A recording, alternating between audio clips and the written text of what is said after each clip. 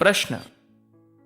सद्गुरु, हम यहाँ जो भी काम कर रहे हैं, अपने को बेहतर बनाने की दिशा में जो भी कदम उठा रहे हैं, इसका मानव चेतना को विकसित करने से क्या संबंध है? सद्गुरु कहते हैं, चेतना या चेतनता एक ऐसा शब्द है जिसका बहुत ही गलत अर्थों में प्रयोग किया जाता है। लोगों ने इसे न जाने किन किन अर्थों में प्रयोग कर डाला है। तो सबसे पहले मैं तो चेतना शब्द का अर्थ बताना चाहूंगा।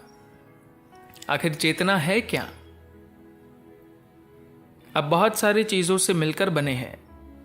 जब आप एक जीवन के रूप में यहां बैठते हैं तो इसका मतलब है कि इस धरती की एक निश्चित मात्रा यहां मौजूद है। 70% से ज्यादा पानी की मौजूदगी है, हवा भी है, अग्नि भी है और आकाश भी। इसके अलावा एक मौलिक प्रज्ञा होती है जो इन सभी चीजों को एक खास तरीके से एक साथ जोड़ती है और इनसे एक जीवन का निर्माण करती है। एक तरह की प्रज्ञा ही है जो मिट्टी को पेड़ बना रही है, पक्षी बना रही है, कीड़ा बना रही है, इंसान बना रही है, हाथी बना रही है। एक ही पदार्थ से एक के बाद एक न जाने कितनी चीजें बनती जा रही है। जिस वजह से यह सब संभव हो रहा है उसे हम आमतौर पर चेतना कह देते हैं। हम इस शब्द का प्रयोग क्यों कर रहे हैं? क्योंकि केवल सचेतन व जागरूक रहकर ही आप यह जान सकते हैं कि आप जिंदा है या नहीं। अगर आप बेसुध है तो आपको पता नहीं होता कि आप जीवित है या नहीं। अगर आप गहरी नींद की अवस्था में हैं तो भी आप ये नहीं जानते कि आप जीवित है या नहीं। अगर आप जीवन को महसूस करते हैं, उसकी जीवंतता का अनुभव करते हैं, तो इसकी वजह सिर्फ यही है कि आप सचेतन हैं। तो इसे हम चेतना कह रहे हैं। अब हम इस चेतना को विकसित करना चाहते हैं।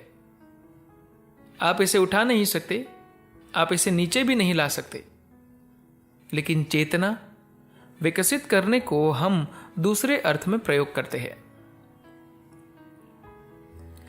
अगर आप यहां अपने शरीर के साथ जबरदस्त पहचान स्थापित करके बैठे हुए हैं तो आपकी सीमाएं बिल्कुल साफ है। यह मैं हूं, यह मैं नहीं हूं। इस स्थिति में आप एक बिल्कुल अलग अस्तित्व है।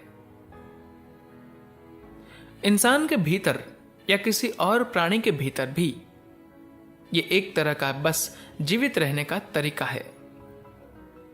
इसमें आप कौन है, उसकी सीमाएं पूरी तरह से तय है। यह मेरा शरीर है, यह तुम्हारा शरीर है, यह मैं हूं और यह तुम हो। दोनों के एक होने का कोई तरीका नहीं है। हम यहां बैठे हैं, हम एक ही हवा में सांस ले रहे हैं। इस हवा में बहुत सारा पानी भी है, नमी है। हम हवा और पानी हमेशा एक दूसरे से अदल बदल रहे हैं, आपस में एक दूसरे को साझा कर रहे हैं। हमें इसमें कोई समस्या नहीं है क्योंकि हमारी पहचान इनसे नहीं है। हमने तो अपनी पहचान अपने इस शरीर के साथ स्थापित की है, इसलिए हमें इसी से समस्याएं है। यह मैं हूं, किसी को इस सीमा के अतिक्रमण की इजाजत नहीं है। तो जिसे हम चेतना कह रहे हैं वह दरअसल आपके अस्तित्व का बहुत ही सूक्ष्म पहलू है और इसे हर कोई साझा करता है। एक ही प्रज्ञा है जो मेरे भीतर, आपके भीतर या किसी और के भीतर भोजन को मांस में बदल रही है। एक ही प्रज्ञा है, वह अलग अलग लोगों में अलग अलग नहीं है। तो अगर लोग अपने शरीर से पहचान स्थापित करने के बजाय अपने भीतरी आयाम से अपनी पहचान स्थापित करें तो मैं और तुम का उनका भाव हल्का होता जाता है और उन्हें मैं और तुम एक ही नजर आने लगते हैं। इसका अर्थ है कि सामाजिक संदर्भ में चेतना का विकास हुआ है। योग शब्द के अर्थ है मिलन। अगर इसकी अभिव्यक्ति बहुत ही साधारण तरीके से शारीरिक स्तर पर हो तो उसे हम कामुकता यानी सेक्सुअलिटी कहते हैं।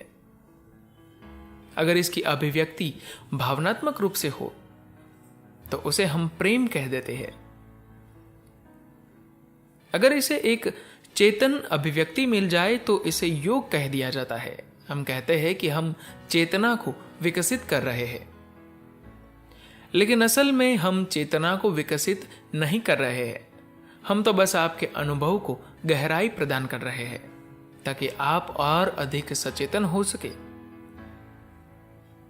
हम सभी थोड़े बहुत सचेतन हैं और इसीलिए हम जानते हैं कि हम जीवित हैं।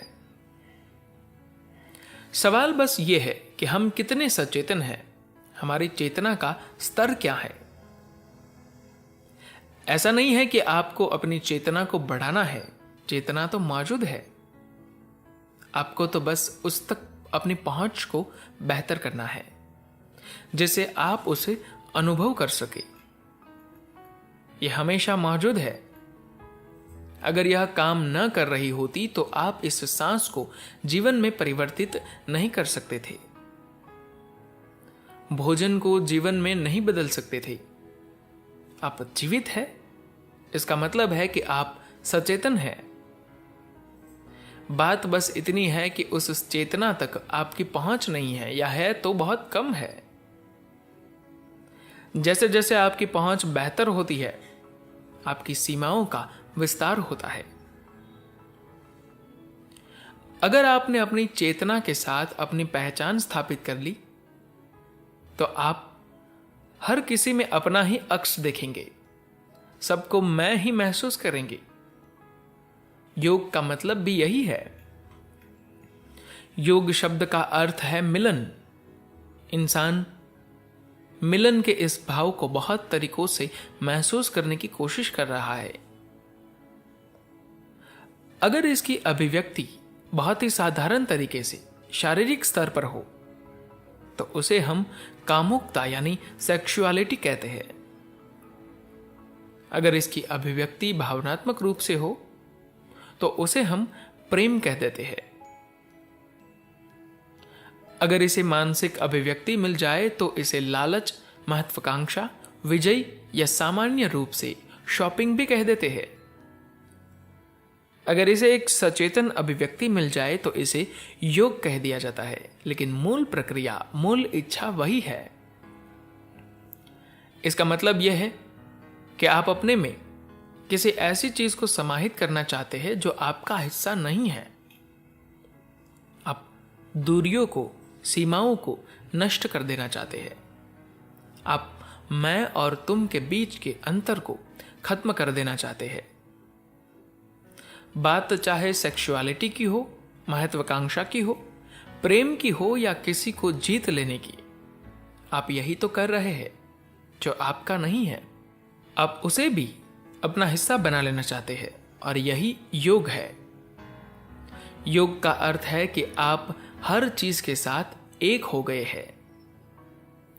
दूसरे शब्दों में, आप जो है उसकी सीमाओं को आपने तोड़ दिया है। धन्यवाद।